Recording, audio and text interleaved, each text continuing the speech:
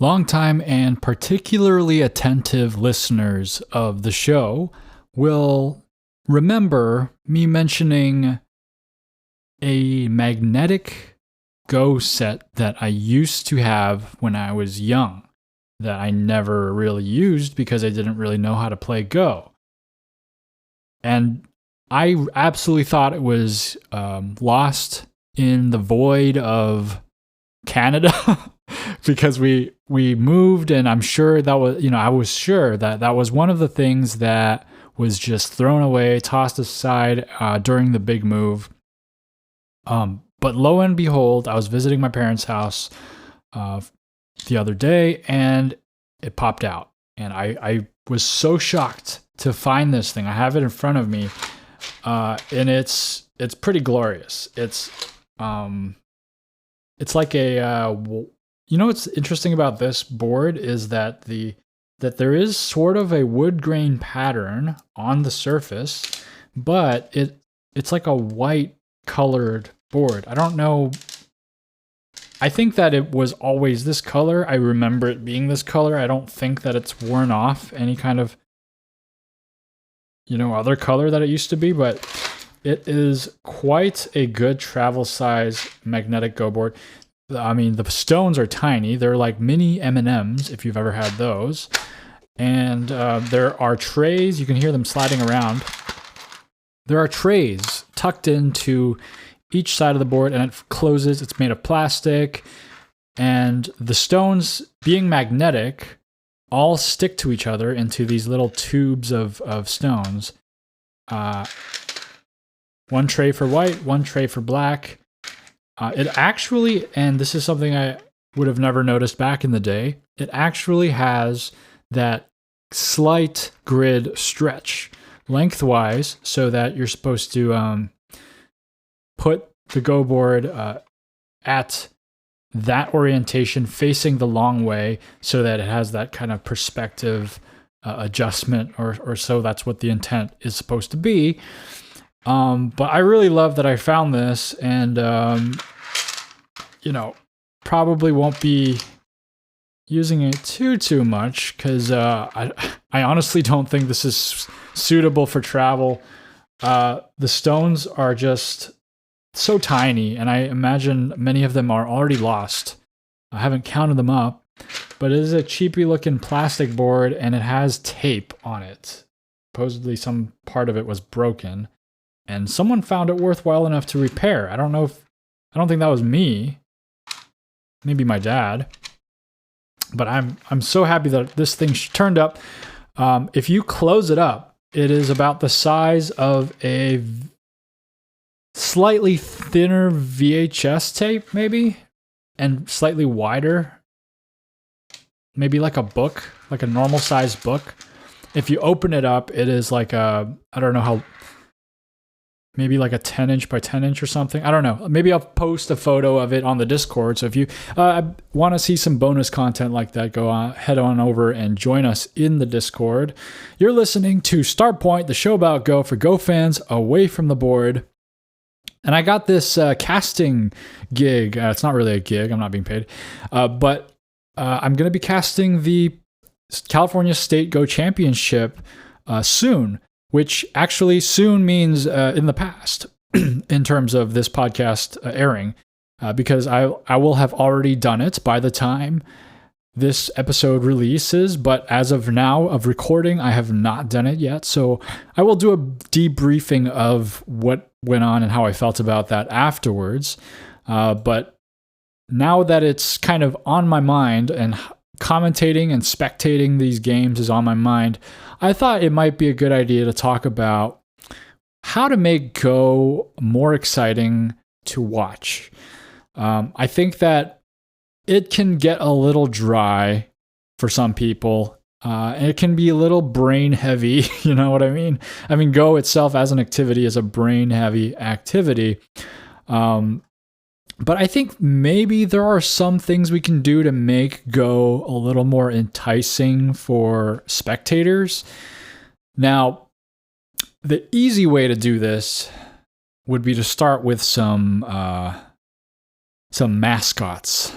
dancing around the board, and some fireworks. Don't forget fireworks. That's definitely going to get things more exciting with a live audience, of course, right? No point in having mascots and fireworks if there's no live audience. So you should have everyone in the stands around the room, and they should be able to go and grab a drink and snacks. And then why not embellish it all with some t-shirt cannons while they play their moves?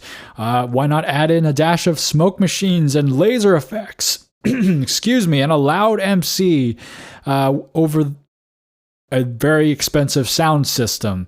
And of course, a DJ to wrap things up with a bunch of hard-hitting pop hits.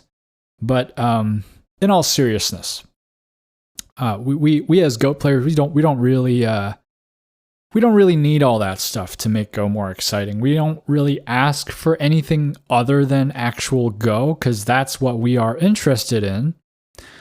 But that kind of little picture that I put in your head there, I don't think we should go as far as that, but maybe consider that instead of changing our core identity as what Go is and what Go should be in terms of how we should watch it and consume it, we still need that. But maybe we should also cater to other audiences who may be slightly more interested in other formats and style. Right? Of course, we can have our ceremonial tea room style, quiet, slow jubango, complete with the meal photos that the lunch photos that they had to do. They get to feed the pros that are playing. That's great. Actually, we think we should have more of that stuff too, because current Pro Go, it's awesome because it's kind of modern, it's quite quick and streamlined and everything, but that whole extra kind of meditative environment style that some of the Japanese tournaments do, I like that stuff too. But maybe one thing that's missing is a slightly more higher energy tournament that includes a little more hype, right? We don't really have that. Maybe it would be suitable for a more rapid tournament, more casual tournament. I don't know, but I think we could explore something like that.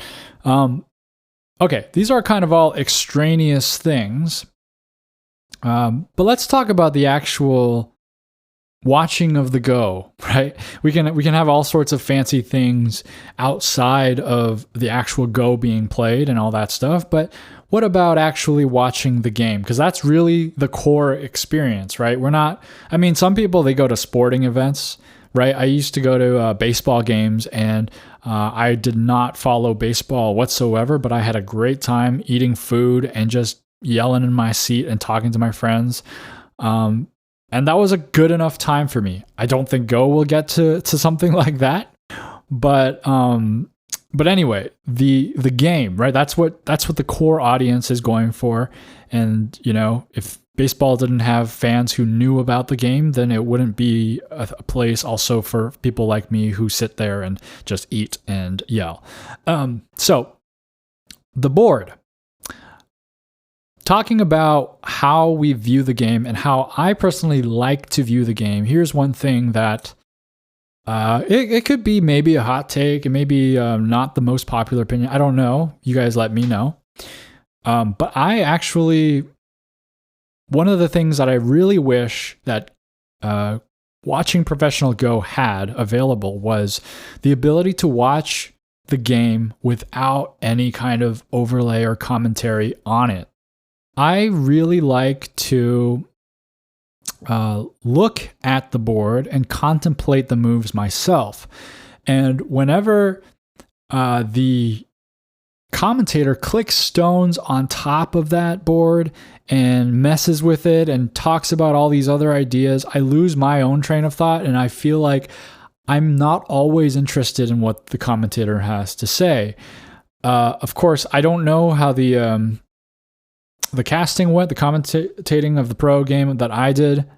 I'm speaking in past tense, although it's in the future for me.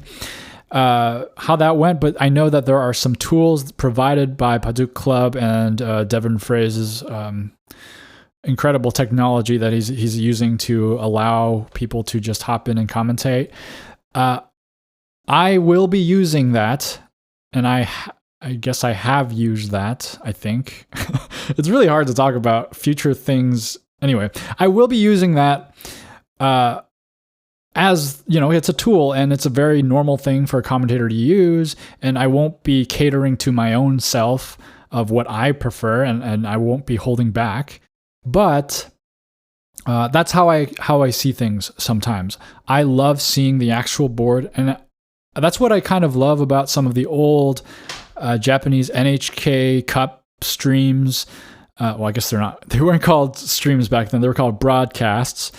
But what I love about those is the quiet stillness, and they're just staring at the board, kind of commentating, and you can kind of look at what the variations could be, and just speculate and read and understand. And then when they wanted to provide additional commentary, they would cut to a magnetic teaching board with a couple commentators who would slap on magnetic stones and rearrange stones and explain things.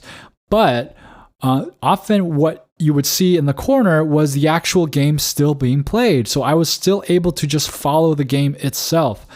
I love that experience personally.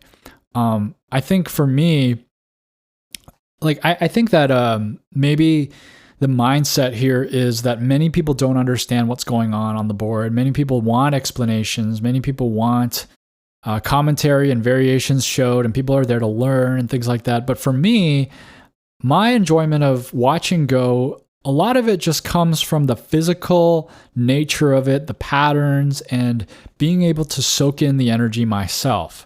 So that also makes another aspect of this very important for me, is the camera on the actual players and the way they put the stones down themselves and the timing of it.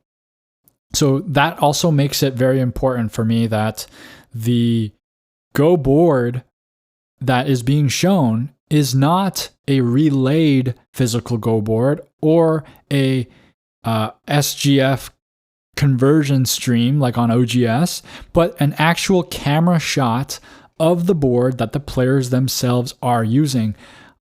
I feel like it's easy to write it off for a lot of people to just say, well, you're watching the game. It doesn't matter whether it's the board or if it's just relayed, it's the same game and you can see all the moves just the same. But for some reason, I find it very important to see the actual thing and the moment of truth, right? When people are putting down the stones and reacting to it and thinking and scratching their head. I love all the minutia of discussion that goes around all the different things you can talk about with the players. This player likes to lean on his right shoulder, right elbow for most of his games. Oh, this player always takes out a banana every game. That was like a Chejong thing back then. I don't know if she's still eating a lot of bananas every game right now, but I remember following a certain series, and she was always equipped with a banana. And it's good brain food, right? But I love all that. And that's also another reason why I like that book, The Master of Go. It's really just a book talking about every little detail that went on during this series of games. The moment they got up and looked tired, the moment they went to the bathroom, the moment they adjourned for the day, and the atmosphere and reactions of the people in the room, all of that I think are so important to creating life while watching the game. Easy to overlook, easy to just say, oh, people only care about the moves themselves. Not quite true. I think that, and especially for people who don't know the game, right? Rather than explaining everything right away to these new players who don't know much and saying, oh, you probably don't know what's going on. Let me explain to you. This is influence and this is territory and this is where the corners are and blah, blah, blah, blah, blah. Instead of doing that, imagine they walk in and they see, or not walk in, but log on, I guess, and see on the stream this quiet, serene environment where these two players are thinking intensely, reacting to each other's moves, placing stones down, hitting the timer, and you can hear the clicks and all the sounds that go with it. And they're thinking, man, what are they thinking about? What is going on in this game? I'm so curious. and then they're able to understand more about the game. So that's my thought on it. That's what I like about it. And of course, I will want some kind of commentary as well. But this is something that I feel like is missing not only in Go, but also in a lot of other spectator sports. Well, pretty much every spectator sport. They're digitizing things. They're adding advertisements on the unlikeliest of places, and they're, keeping track of all these stats and everything. But one thing that I don't know why is not really something that anyone has picked up on in spectator sports is the customizable experience of the watcher. Why can't I toggle off commentary while I'm watching a game of hockey? Why can't I, put certain camera angles on as preferred? Why can't I say I don't want this camera to ever show, right? I like to keep the overhead view and I don't want other camera shots. I just want to keep a still overhead view. There are so many different little options and quality of life improvements that could be made, and I just don't see it anywhere. And it's kind of baffling to me, to be honest. I guess it's like the audience is they're used to a certain way of things, and they're not expecting something like that. But I, for one, would love some options, right? So, but thinking about Go in this manner, well, Go is unique in that it doesn't have the history of television broadcast as the current modern sports do. Of course, there have been, especially in Asia, there are televised events and things like that. But as we boot up here in the West, have been booting up and streaming, that's been the way that people watch Go in the West, I think. Primarily, even the TV is streamed over onto YouTube and watched through that means. So this is a perfect opportunity to maybe redefine what it means to watch competitive scenes. Hey, look, sports I can maybe forgive, but when I look at esports, I'm like, why haven't you guys also done something about this? Like when you watch a game of Counter-Strike or something like that, why can't you choose which camera to look at yourself, right? You have to depend on the commentator or the team's editing of which camera to change to. But what's wrong with you just being able to change the camera yourself? You can choose which player to watch. You can choose. It's crazy, right? There's so many things we can do. Maybe we will see that day. But esports, absolutely no excuse, right? They're a tech-savvy bunch of people, but of course, it's not as easy as that. You have to cooperate with a lot of different things like Twitch and the game software itself, and there's a lot of bridges to be made, but it's definitely doable, and I don't know why it's not done yet. But anyway, going back to Go, I think a lot of that stuff can be done with Go. Now, I feel like Go is missing some aspect of visualization for players who aren't quite at the pro level, right?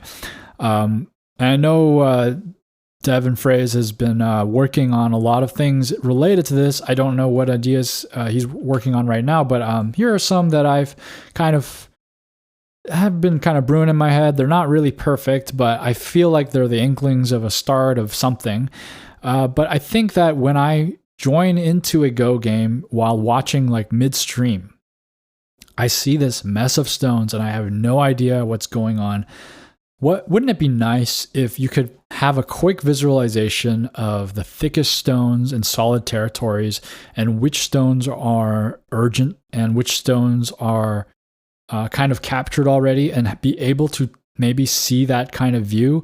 Maybe toggle obviously would be the greatest, but if not toggle, at least maybe a cut to it every now and then, or the commentator can enable that. There are many things that we can show on the board to visualize it a lot easier for viewers.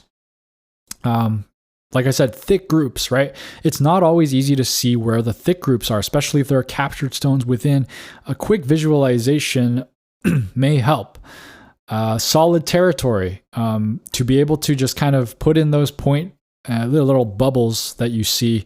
I myself prefer the KGS bubbles for the solid territory, but maybe not the fully shaded 3D looking bubbles, but just the circular kind of enlarged point to mark score estimates versus the OGS squares. I don't know why. I just kind of prefer the circles.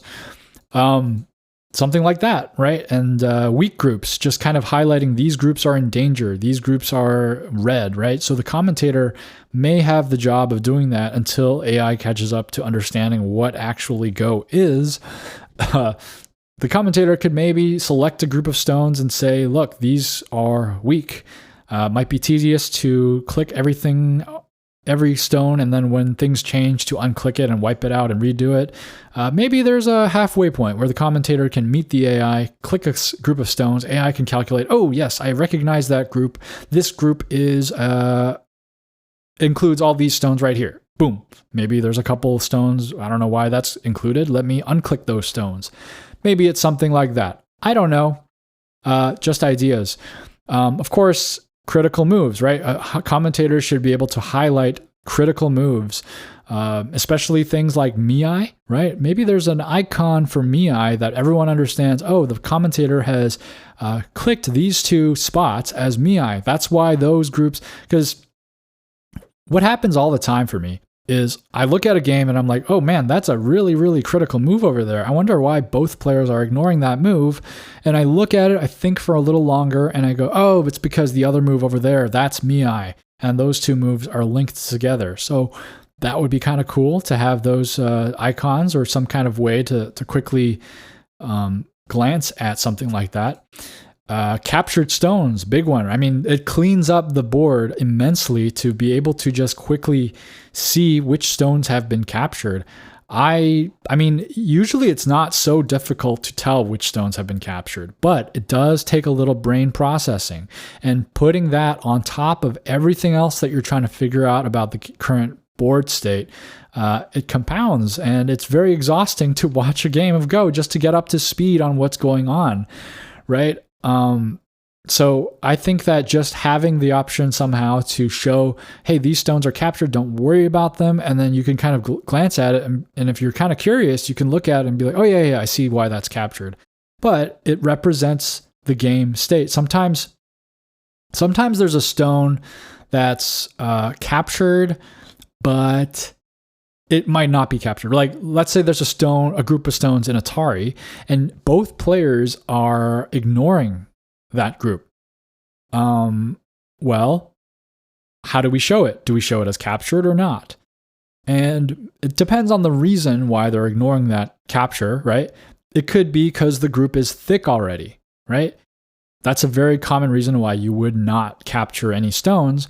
But in that case, what I would say is if it's not marked as something thick, then we should mark those stones as captured because it represents the board state better, representing that this group is thick because those stones basically aren't cutting anything off. And so just showing that captured group could communicate in and of itself that that group is thick, and it would be easier to read. Another obvious thing to add is interesting moves. To be able to somehow highlight interesting moves and put on certain points of interest on the board, and you can have your eyes drawn to them, and so you can consider those moves and read out on your own what those moves kind of imply without having to scour the board to find where are the interesting points. Now, I understand a lot of this stuff. It's the fun of watching a game for a lot of people to not have any of this revealed to them, to just kind of look at it and figure everything out. If that's for you, great. But I feel that there are many people who don't watch games because they don't understand all these things. So that's why I kind of am a proponent of this customizable experience thing. And it can go I can go so far with this, with this concept. if you have an interesting move, let's say the commentator says, oh, A7 is a very interesting move, and here's why, and starts explaining it.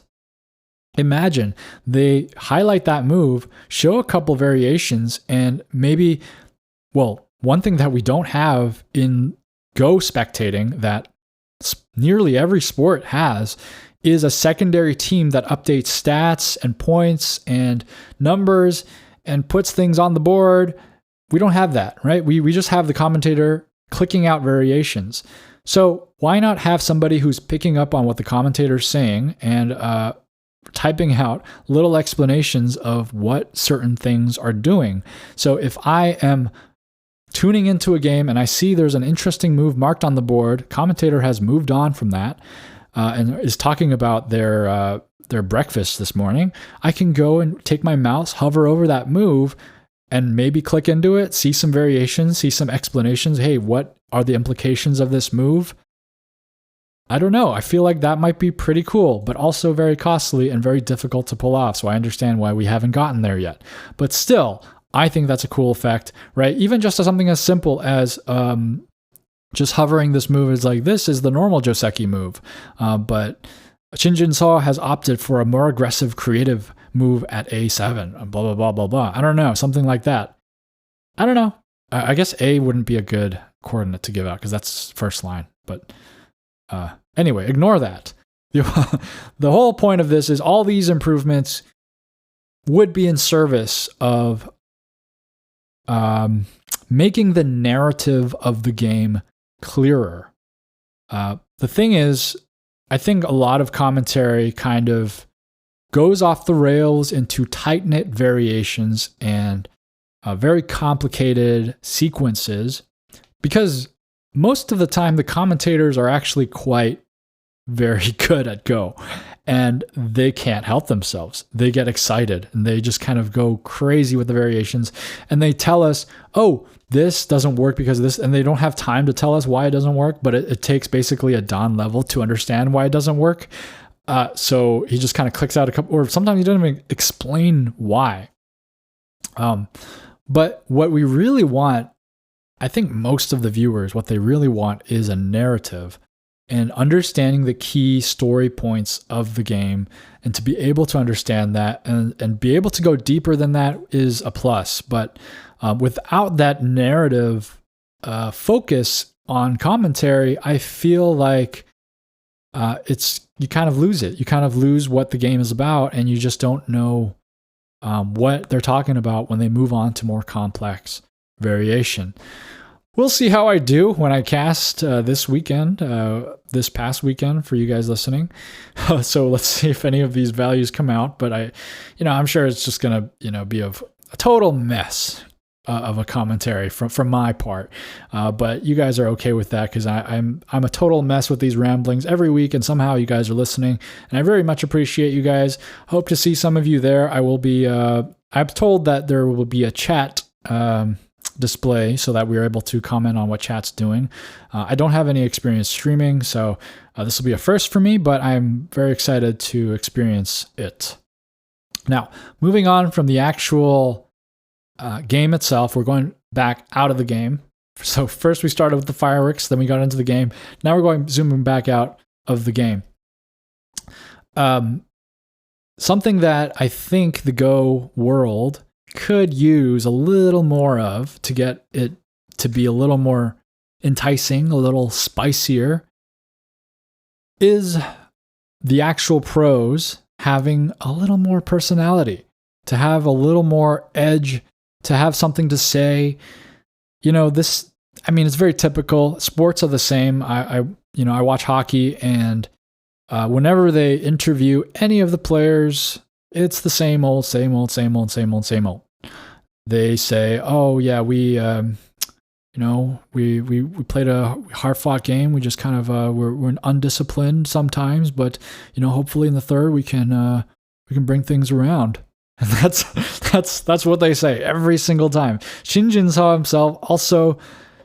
That's the kind of response he gives usually in his interviews. He's just like, I like to study, and I typically use AI to to study my josekis, and that's basically it. On the counter to that, on the other hand, Keje, quite a lively, dynamic, controversial player, doing photo shoots and opening restaurants and things like that. You know what? Maybe controversial personality and controversial figure, but add some interests to the Go world. He does add a little bit of spice, and it's much needed. It's much needed. And I don't know who else could step up to the plate, but the chess world has really been on it. There's a whole bunch of spice and drama over there with people like Hans Niemann and things like that. And the chess scene, if you're a casual chess enjoyer, the names that you think of may not even be the top players, right? Like Magnus Carlsen, Fabiano Caruana, they're amazing at chess, but not the most meme worthy. Magnus has had his fair share of meme moments, but they're not like, I don't know. They're not the biggest personalities, but you do have people like Levi Rosman and the Botez sisters to liven up the chess scene. I'll throw in Anna Kramling in there as well. So I feel like maybe more of something like that. Unfortunately, I myself am quite mild-mannered.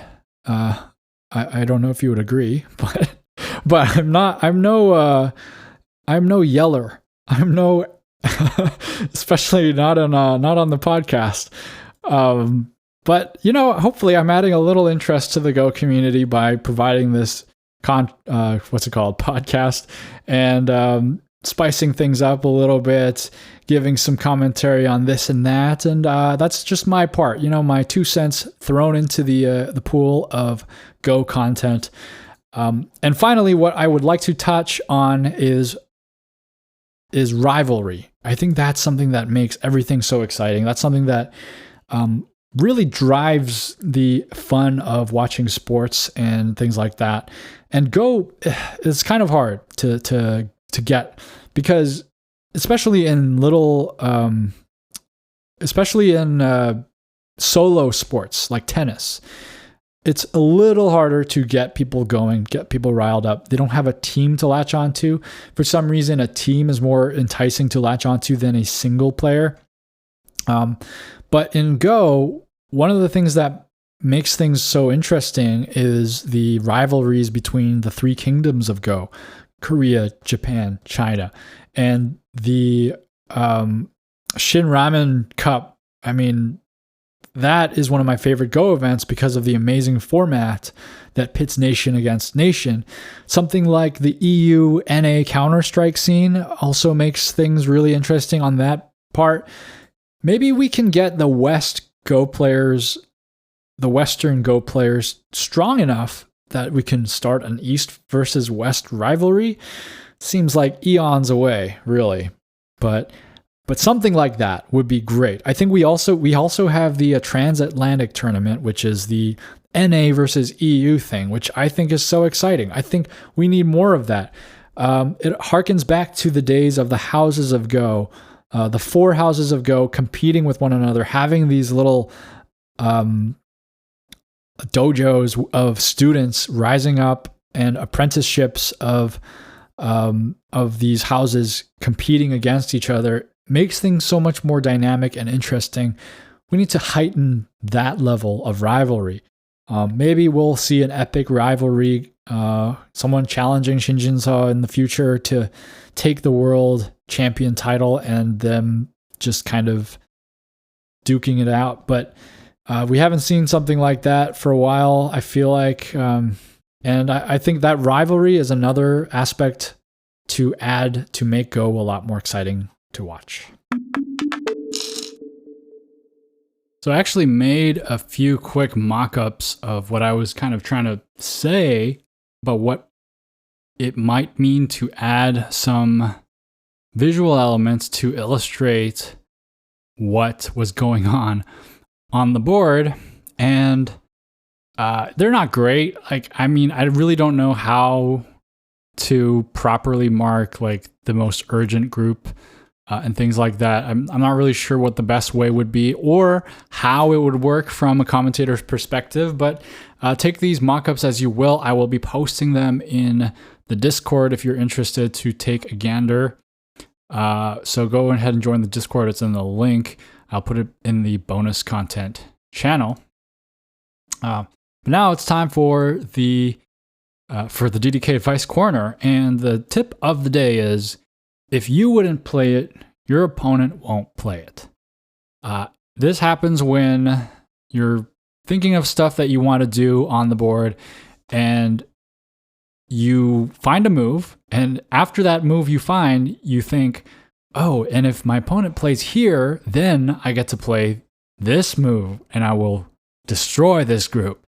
Well, why would your opponent play there, right? You wouldn't play there. You figured it out. So don't assume that your opponent will miss it and play that move. It's not a good move to play. Don't play it. Just don't play it, and you'll be a better Go player for it. And now it's time for listener mail. James writes, dude, you missed 2 cartoon characters who actually play Go, to my knowledge. And there's an image here of Mickey Mouse and Donald Duck playing a game of Go. And it's quite fascinating. They're in like traditional Japanese, where there's even a bonsai tree next to them.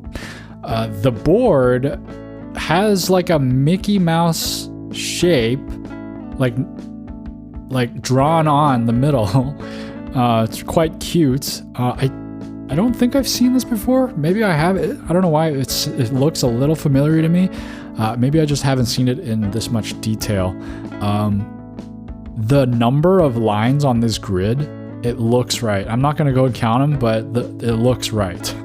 And it's kind of funny because I think that some people, when they teach the tiger's mouth, they call it a Mickey Mouse shape because it's like the one black stone and then 2 black stones for the ears. So it's kind of appropriate that Mickey Mouse also plays Go. I wonder who the illustrator of this is. It looks like it's a stamp based on the edges. Very interesting image. I will post this also in the Discord on the bonus channel. Lots of things to be posted. And then let's see here. Oh, also, unrelated to cartoons, I have recently been using these stylus sort of things I bought on Amazon, and they make playing Go on small screens so much better. It looks like I'm using a Palm Pilot on the train, but I don't care. I feel like other Go players might appreciate these, so here is the link. Well, I will be posting this link not in the Discord for this one. I'll put this in the description. For links, I can do that. But look, I don't think anyone knows what a Palm Pilot is now, so I feel like you're clear. You're clear. That's a good idea, though. Honestly, it feels like something that I would complain about on my phone and then take no steps to fix it. But then, if I were to actually take out a pen and play Go, it would actually change my life. I'm wondering, do you play on OGS or do you use some other kind of app? Because for me, I'm playing, Correspondence on OGS, so it doesn't matter how accurate I am. I can always readjust my move before I submit. But I'm curious what platform you're playing on. And then you say, catch you later, dude. James, thank you so much, James, for writing in, and thanks for your lovely image of Donald Duck and Mickey playing Go. That's awesome. If you guys know any other cartoon characters being spotted playing Go, I would love to know that as well. But the question of the week this week is, do you watch pro games? If you don't watch them, what would make you watch them? What kind of thing would make it interesting for you to watch? If you do watch them, why do you watch them, and what do you think that other people are missing out on? And I'd love to know your thoughts on all that stuff. So if you want to share your thoughts on that question, or you have anything else Go related you want to share with me, leave a comment wherever you found this episode, or email me directly at starpointpaduk@gmail.com. That's starpointbaduk@gmail.com. If you're a YouTube listener, I would greatly appreciate a like and a subscribe if you haven't already. And if you're a podcast listener, reviews and ratings also help. Very special thank you to James B., Brendan S., Tristan, Jeff H., Tyraniton, and Spooky for supporting Starpoint. If you want to support the show in any capacity, go to ko-fi.com/starpointbadook. That's ko-fi, or check out the Starpoint store at store.starpointbadook.com. And come on to the Discord. Like I said 50 times this episode, you can find the link in the description. So, very controversial and unfortunate news. There was a member of the AGA, and turns out he was a fugitive, and he had to step down. And the reason was that he was captured and taken off the board. You know, like the board of directors. Thanks for listening. Keep playing Go.